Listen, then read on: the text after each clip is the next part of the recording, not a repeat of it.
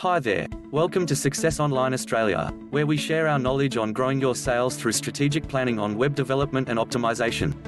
In this video, we are going to share with you the 5 ways to improve your website. Users usually stay longer on a website page if it compensates with their time. A clear flow of information, easy navigation, plus the aesthetics certainly make up an effective web page. But how can you exactly compose a website design? First, your website should be user-friendly. Usability or user experience is the art of making your website simple and easy to use. Second, it should operate cleanly. No point in putting multiple directions that would actually lead users to the same content. Third, wise content selection. This is where your prospect customers should be enticed with engaging content. Fourth, use your imagination. Visual design that catches users' attention. And lastly, call to action. The most important element on your website. CTA should be representative of the action your visitors are taking.